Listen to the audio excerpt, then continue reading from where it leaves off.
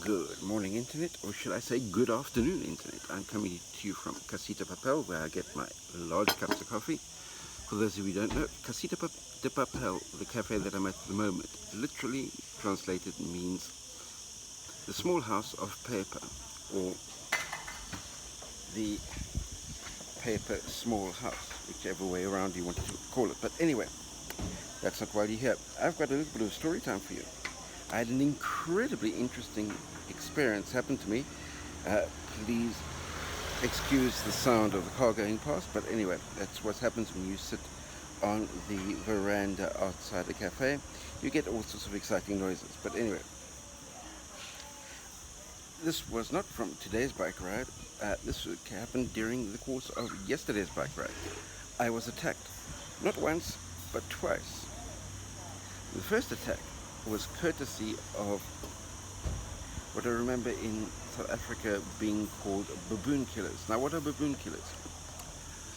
Now, this is a very interesting concept. Baboon killers are those small, little, fluffy dogs, in this case, a white Maltese poodle. Reason for them being called baboon killers? Somebody that I used to work with many years ago coined the phrase, because the Maltese poodle is so small that if a baboon attacks it, the baboon will think that it will be able to swallow the Maltese poodle with a single bite. But the Maltese poodle, with its fluffy fur, is just that little bit too big, and the baboon chokes to death. Hence, these little Maltese poodles and other small dogs being called baboon killers. Anyway,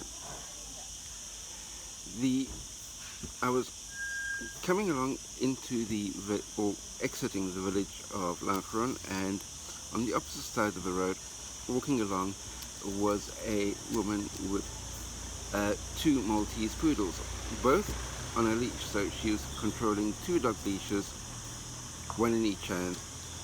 She was walking along. As I drew closer, riding my bike on the opposite side of the road, the one Maltese poodle decided it would be a good idea to try and attack me and sprint across the road. Unfortunately, the owner of the two Maltese poodle did not have a firm enough grip on her dog leash, so the dog pulled loose, sprinted across the road, and tried to attack me on the bike as I was going past. Anyway, long story short, I pulled off to the side of the road, and was not bitten by the dog, but that was the end of the first attack, shortly to be followed by the second attack, this time from the woman that's the owner of the two Maltese poodles, because for some reason in her mind, the fact that she couldn't hold onto the dog leash and the dog pulled loose, sprinted across the road to come and attack me, was my fault for riding my bike on the opposite side of the road, going in the opposite direction. Now, she was incredibly animated, incredibly angry about the situation, saying that I shouldn't have been there, because if I wasn't there, her dog would not have pulled loose and would not have run across the road and potentially been at risk of being run over by a car.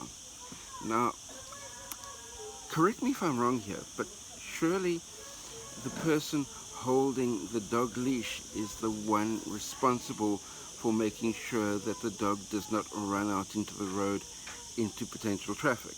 That's just my thought in the matter, having owned dogs, having walked dogs many times, and still walking dogs to this day. I've always taken the responsibility that it's up to me to make sure that the dog doesn't run out into the road and run out into traffic.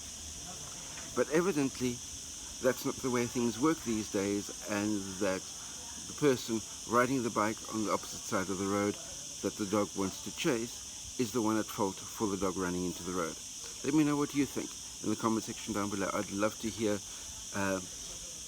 this debate expand out just a little bit further and see where this goes.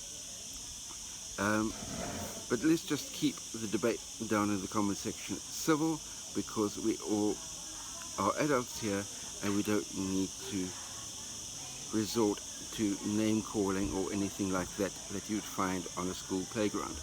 With that said, that's my story for the day. I got attacked twice. Once by a baboon killer, and secondly by the owner of the baboon killer. Stay well, stay fit, and keep losing the weight. Speak to you next time. Cheers.